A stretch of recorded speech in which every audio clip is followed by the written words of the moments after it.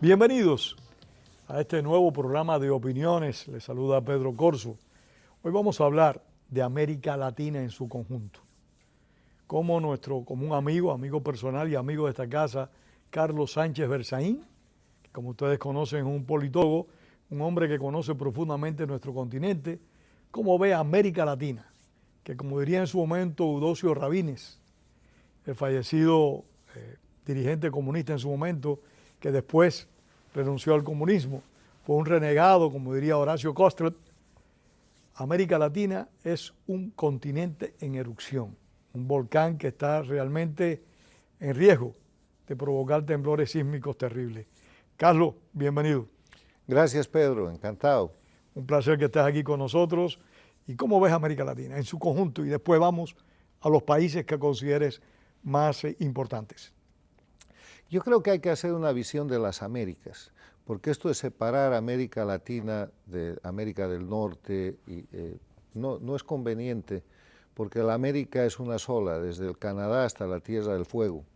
Y en ese marco podemos tener una visión de Américas diferenciadas, la América anglosajona y la América Latina, en este caso, por la forma como fueron colonizadas o conquistadas, que es una división importante porque la cultura marca una diferencia. El respeto a la ley en el mundo anglosajón y el se cumple, se acata pero no se cumple en el mundo latino. O sea, con la misma religión, que es la religión fundada en la Biblia, en Jesús, el cristianismo, el protestantismo desarrolla el trabajo y la riqueza como una bendición del Señor. Algo estás haciendo bien, que tienes riqueza, el Señor te ha bendecido, mientras que el catolicismo proclama que son bienaventurados los pobres. Entonces eso marca una diferencia central. Una contradicción muy seria y de fondo. Bueno, entonces a partir de eso, nuestra América, que además en el mundo del siglo XXI, un mundo globalizado, un mundo capitalista, porque todos son capitalistas, hasta la China, Rusia, Irán, todas las dictaduras son capitalistas, y un mundo en revolución tecnológica achica las distancias y además se produce un fenómeno en el último tiempo de la gran presencia y la influencia latina en los Estados Unidos y la gran influencia cultural también del mundo anglosajón en Latinoamérica, inclusive a nivel de instituciones. Hay un intercambio, hay una interrelación bien fuerte. Hay globalización, sí. El mundo se está Uno lo aprecia en algunos países latinoamericanos que se están celebrando festejos estadounidenses como el día de Halloween. Sí, hay un proceso de penetración cultural porque el mundo se achica con la comunicación. Recíproco. Y es bueno. Ahora, en ese escenario, uno de los temas centrales se llama democracia. Y en este proceso, la democracia tiene un momento muy importante en la primera cumbre de las Américas, que se celebra precisamente aquí en Miami el año 1994. El presidente de Estados Unidos, Bush I, había desarrollado una visión de política de Estado con América Latina, pero pierde la elección y el presidente Clinton. Llega Clinton y Clinton coge todo el paquete y lo asume y además se lleva todo el equipo y celebra en base al concepto del republicano Bush I, celebra la Cumbre de las Américas el año 1994. Y ahí, en acuerdo con todos los países que eran todas democracias, menos Cuba, que no participa, se proclama que era importante primero desarrollar una política general. Es el momento en que arranca la más importante política de Estado de los Estados Unidos con América Latina, bajo la premisa, aceptada por todos, de democracia, bajo la premisa de desarrollo sostenible con lucha contra el narcotráfico y la creación de un mercado común americano que hubiera sido glorioso, pero que fracasa esto del mercado común unos años más tarde por Brasil y por Argentina por temas básicamente de corrupción y de propiedad intelectual. Entonces empiezan los tratados bilaterales y Estados Unidos firma el tratado. Pero también no sirvió, no conspiró contra ese tratado el mandato de Hugo Chávez. No, porque estaba ya esto demasiado avanzado, te explico. Fueron temas comerciales, temas de que no querían transparentar el hecho de que en América Latina en ese momento se falsificaba y se falsifica mucha marca que tiene propiedad intelectual en los Estados Unidos, como por ejemplo los cigarrillos. La triple frontera entre el Paraguay, Argentina y Brasil es el centro de aquello. Entonces, pero avanza esto con las repetidas cumbres de las Américas y de ahí nace la Carta Democrática Interamericana, que se firma el 11 de septiembre del año 2001 en Lima, Perú, el mismo día que Estados Unidos estaba siendo víctima del ataque terrorista en su territorio continental. Y esa Carta Democrática Interamericana, que está precedida por la reunión de Quebec y por unos trabajos que se hacen durante toda la década del 90, la última década del siglo pasado, proclama en su artículo primero que la democracia es un derecho de los pueblos de las Américas y que los gobiernos tienen la obligación no un privilegio, de promoverla. Sino un derecho, es un sí, derecho. Categóricamente. Y además la naturaleza de la Carta es un tratado constitutivo. Tú sabes que las Naciones Unidas está creada por una carta, la OEA por una carta. Es un compromiso para quienes lo suscriban. En la escala de los tratados, una carta equivale a una constitución política internacional. Y esta es la constitución política de la democracia. Tiene privilegios sobre las constituciones nacionales. Tiene aplicación interna. Entonces, el artículo tercero establece los elementos esenciales de la democracia, o sea, elementos que si falta uno no hay democracia. Y son, primero, el respeto a los derechos humanos y a las libertades fundamentales. Segundo, el acceso al poder y su ejercicio con sujeción al Estado de Derecho. ¿Qué quiere decir esto? Cumplimiento de la ley. Tercero, la celebración de elecciones libres y justas fundadas en el sufragio universal como expresión de la soberanía popular. Cuarto, la separación e independencia de los poderes públicos, que nadie concentre el poder de manera de que no hayan frenos y contrapesos. Y como se aprecia en Nicaragua, Cuba, Bolivia y Venezuela. Así es. Y quinto, la libre organización política. Ahora, dicho esto, en base a este contexto que está vigente, hay dos Américas en el siglo XXI, y ahí viene Chávez.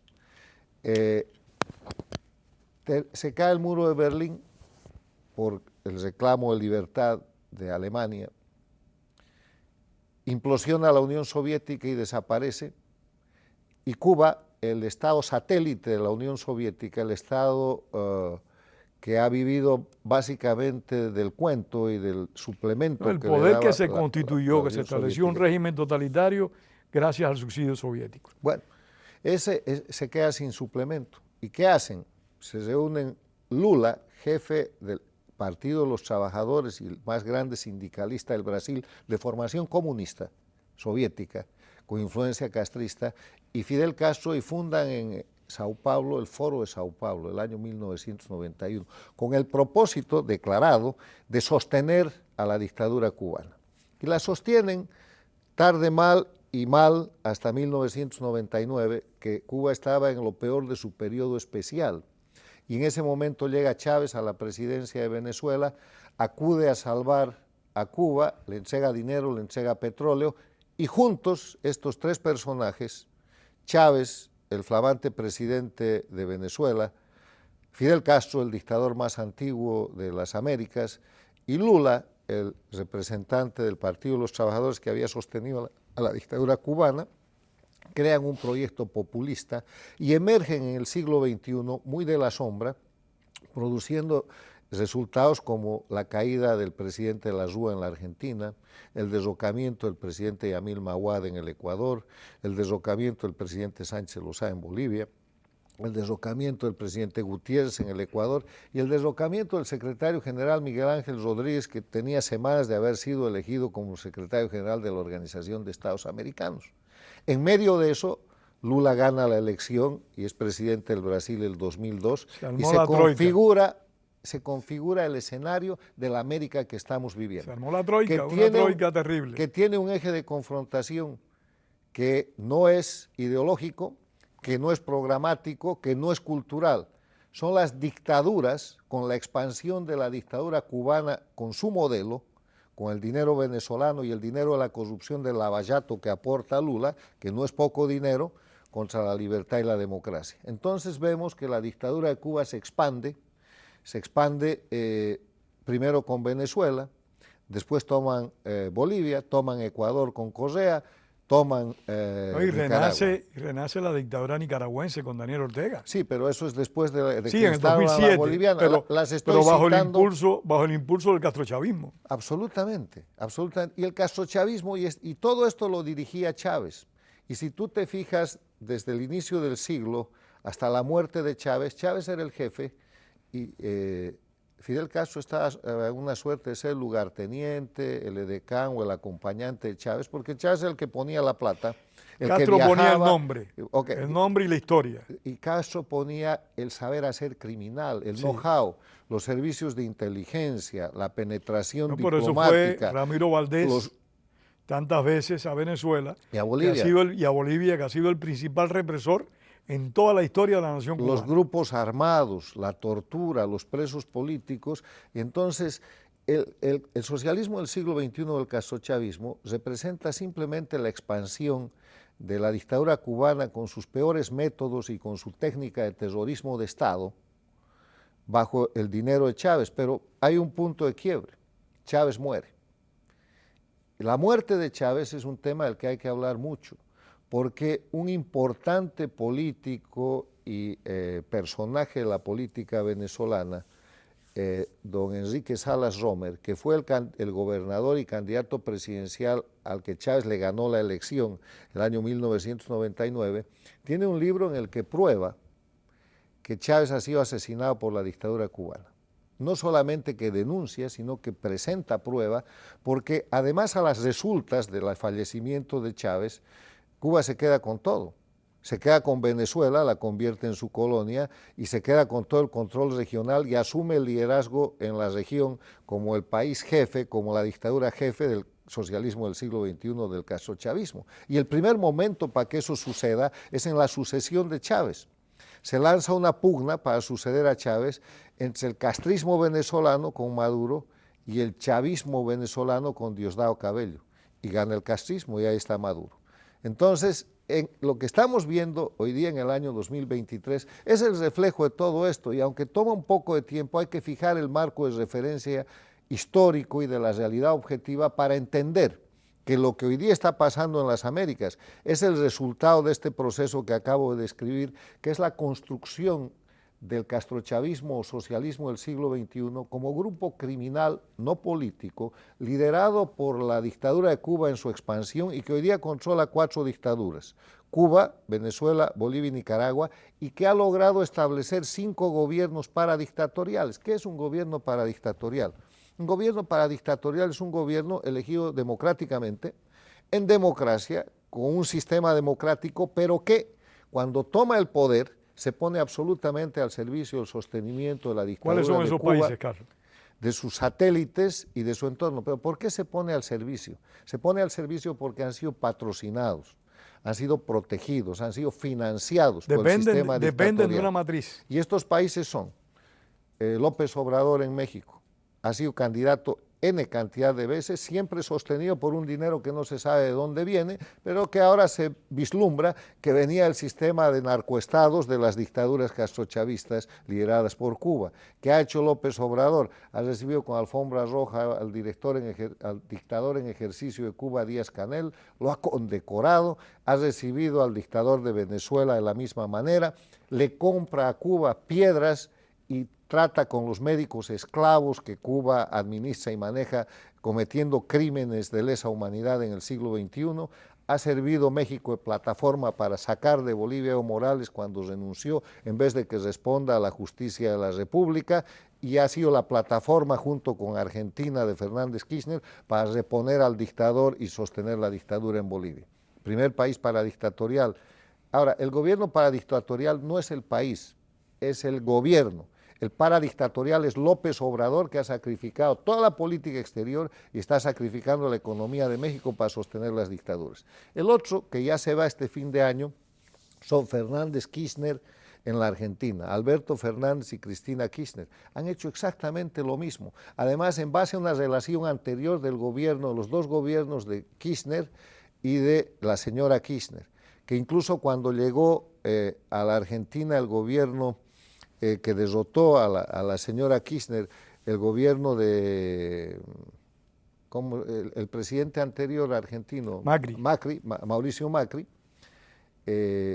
para que no sea objeto de aplicación de la ley por los casos de corrupción que tenía. La hija de la señora Kirchner fue protegida por Cuba y fue asilada en Cuba. Prácticamente se asiló en Cuba. Con el pretexto de la salud. O sea, segundo gobierno paradictatorial, apoya a Cuba, reconoce a Venezuela, es la plataforma para destrozar la posibilidad de recuperar la democracia en Bolivia, Fernández Kirchner. Y después te los voy a mencionar por orden de llegada. El Perú con Castillo, que ya cayó con su autogolpe. Que dicho sea de pasos, como que se ha ido estabilizando el Perú en las últimas semanas. Tiene instituciones y tiene fortaleza de democracia.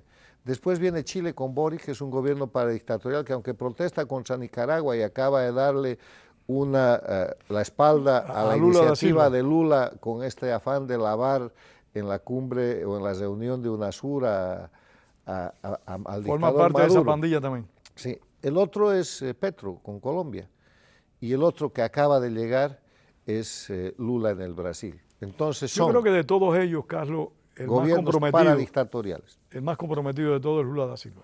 No, Lula da Silva es el único sobreviviente, el único personaje vivo de los tres que han construido el socialismo del siglo XXI y la expansión de la dictadura cubana. Está muerto Chávez, que fue el primero en morir, está muerto Fidel Castro, y este señor ha sido examinado en las últimas semanas, sobre todo por la apertura absolutamente fuera de lugar y criminosa que ha hecho con el dictador Maduro. Están dudando sus capacidades cognitivas e intelectuales. Parece que ya está ido, parece que sufre algún tipo de desvariante que lo ha hecho más radical. Hay una realidad con Lula da Silva. En su momento era como el Golden Boy, el niño de oro de las clases dirigentes mundiales, incluido el presidente Barack Obama. Cuando Lula fue presidente por primera vez aquí en Estados Unidos, se le abrieron unos espacios magníficos. Bueno, pero Lula ha demostrado que es nomás un dirigente y un miembro del castrochavismo como crimen organizado, porque no hay que olvidar que Lula es responsable del gran escándalo del Lava-Jato, que son 17 empresas brasileras con fondos federales del Brasil para hacer obras o hacer contratos. Que fue un hombre condenado, un convicto. En América Latina. Esto funciona así. Chávez y Castro ponen los países donde se van a hacer las obras.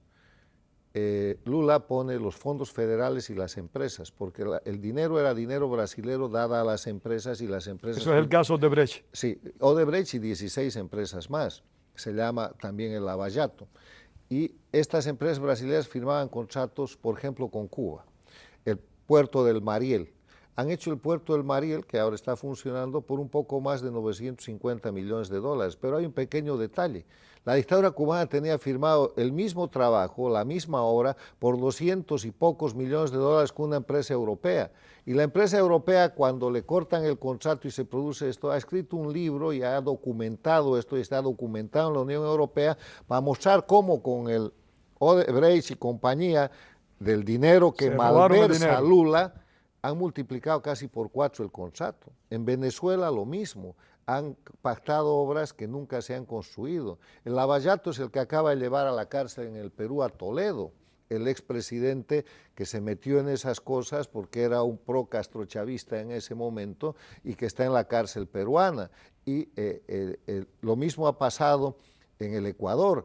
Está sentenciado, entre otras cosas, a 8 años de cárcel el exdictador Correa por ese tipo de crímenes que han cometido. Donde no se ha destapado el caso de Odebrecht y el Lava-Jato y se mantiene tapado por la impunidad dictatorial es en las dictaduras de Venezuela, de Cuba, de Bolivia y de Nicaragua, donde también han penetrado. Entonces, esto nomás para recordar... ¿Argentina ha salido a relucir en esto del Lava-Jato también? Sí. En esto, ¿quién? Argentina. Claro, Argentina se siguen adelante con los procesos, con crímenes que incluyen el asesinato de autoridades y de todo en el tiempo de los Kirchner. Ahora, ¿por qué menciono esto? Para ver la índole de Lula. O sea, la gente cree que Lula, porque dice que ha ganado una elección, es un demócrata. Primero es un gobierno de minoría, que ha tenido que hacer un gabinete con 36 ministros, yo no sé cómo trabajan, para mostrar... Tremenda burocracia, ¿eh? Bueno, no tremenda democracia. Ha juntado todas las astillas posibles para ganarle a Bolsonaro. Tiene un gobierno de minoría, esa es otra característica. todos los gobiernos paradictatoriales son gobiernos de minoría. Lo que tuvo Castillo en la primera vuelta fue 19%, lo que ha tenido Boric en la primera vuelta 24%, lo que ha tenido Petro no supera el 30%, y el descontrol de México y la Argentina tiene que ver porque abusan el poder presidencial y tratan de romper la democracia, pero son gobiernos de minoría. Entonces, en ese escenario vemos resultados atroces como México, que está convirtiendo varios de sus estados parte prácticamente en narcoestados. Han liquidado toda la condición de independencia y soberanía mexicana por ser paradictatoriales.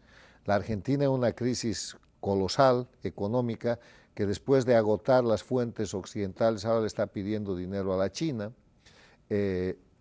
Petro en una situación que ha hecho un balconazo para amenazar que él puede hacer una revolución. No tiene que hacer revolución, tiene que acatar el mandato que está en el Congreso, porque si no, lo que va a tratar de hacer es quebrar la democracia y le puede pasar lo que a Castillo en el Perú, que ya lo intentó. Está demostrando que quiere imponer su autoridad en todos los poderes del Estado. Es que así funciona de esa manera. Evo Morales era un presidente de minoría y el año 2008-2009 impone con 6 masacres sangrientas y con la corrupción y traición a la patria de la oposición, en ese momento liderada por Jorge Quiroga, por Óscar Ortiz, que tenían la mayoría en el Senado junto con Doria Medina. El Senado de 27 miembros, 14 eran de la oposición y votan para que Evo Morales suplante la Constitución. Claro, que hay de cierto en un disgusto, en un diferendo entre el liderazgo del MAS.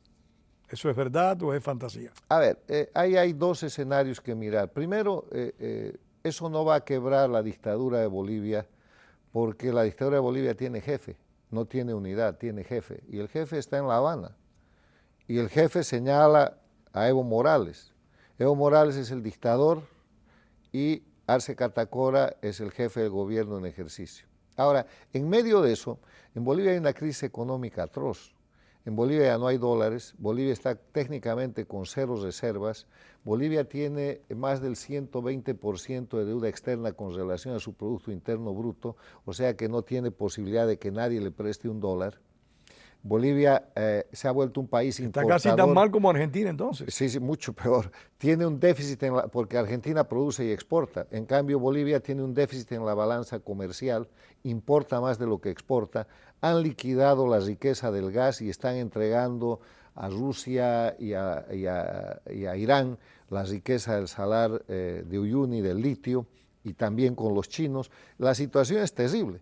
Entonces, el botín al que estaban acostumbrados estos grupos de delincuencia organizada que han tomado el poder, se ha achicado. Y están peleando por el botín. Entonces los grupos de Evo Morales pelean con los grupos de Arce Catacora por la disputa de la aduana, por la disputa del narcotráfico, por la disputa de que han quebrado un banco. Por la una guerra de facciones. Sí, pero por el botín. No es ideológica, no tiene nada. Y el rato que el jefe, que está en Cuba, toque el pito, eso se acabó. Y además hay otra sospecha, que están tratando de simular una posible división para que en la próxima elección, que es el 2025, en dictadura electoralista, que está definida como donde se vota, donde el pueblo vota pero no elige, porque hay fraude, hay fantasmas votando. Hay una manipulación del electorado muy grande. Como en Cuba, en Venezuela, Bolivia, Nicaragua. Ellos saben el resultado antes de hacer la elección. De repente estarían tratando de simular esto para salir primeros y segundos. Entonces, dividirse en 2 grupos que puedan hacer una nueva forma de manipulación de la elección. Sí, pero el tema es que eso no es ruptura, eso no es división, eso es pelea del grupo delincuencial organizado, porque el botín se les está achicando, el Banco Central ya no tiene dólares, ya no hay el flujo de contrabando que había antes, se ha reducido. Tienen problemas porque han liquidado la industria petrolera, no se exporta gas. Bolivia tuvo una bonanza con el gas, tengo entendido, en su momento. Cuando derrocaron al presidente Sánchez Lozada el año 2003, Bolivia había duplicado o triplicado la exportación de gas a la Argentina, había abierto el mercado de gas con el Brasil, había desarrollado a través del proceso de capitalización social la mayor reserva de gas del hemisferio, del continente, de Sudamérica. y estaba preparándose, se había construido el gasoducto al Brasil, que resultó pequeño, y se estaba preparando la construcción de un segundo gasoducto, y se estaba preparando la exportación de gas a México y a los Estados Unidos. Y simularon que eso era un acto de entreguismo internacional y le llamaron guerra del gas al golpe de Estado que derrocó a Sánchez Lozada. ¿Para qué?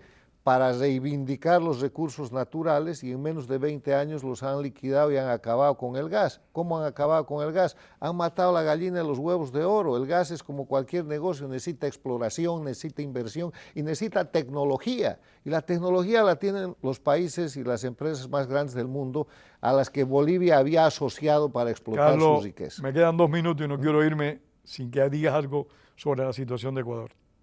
2 minutos. Ecuador tiene el problema de un mal gobierno, para empezar.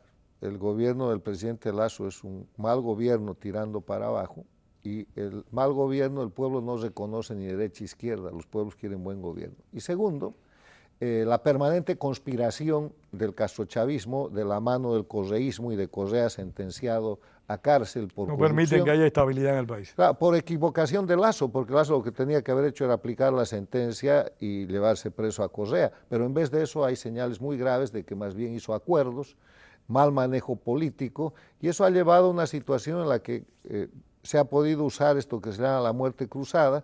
Van a haber elecciones ahora en agosto, pero las elecciones están marcadas por una cantidad de partidos y de candidatos que están buscando simplemente llegar a la segunda vuelta junto con el candidato del correísmo. O sea, la campaña no es para ganar las elecciones porque han fraccionado aquello, lo que marca también la debilidad del presidencialismo y la necesidad de pensar en un sistema parlamentarista, porque el presidencialismo funciona hasta con 3 candidatos. Cuando tienes 15, 19 o 20 como en el Perú, y se fracciona deja de demasiado. funcionar. No tienes gobernabilidad, porque el presidente elegido es como Petro, es como Castillo, es como Boric, un presidente de minoría que al no tener gobernabilidad o da un golpe de Estado o se cae. Carlos, se nos acabó el tiempo. Muy bien, hemos hablado de lo necesario. Hemos hablado de lo fundamental. Muchísimas gracias por haber estado con nosotros, y gracias a ustedes también por compartir su tarde con opiniones. Tengamos siempre presente, como decía el apóstol José Martí, la palabra es para decir la verdad y no para encubrirla. Y aquí decimos la verdad. Muchas gracias a ustedes y gracias a Carlos. Gracias, muy amable.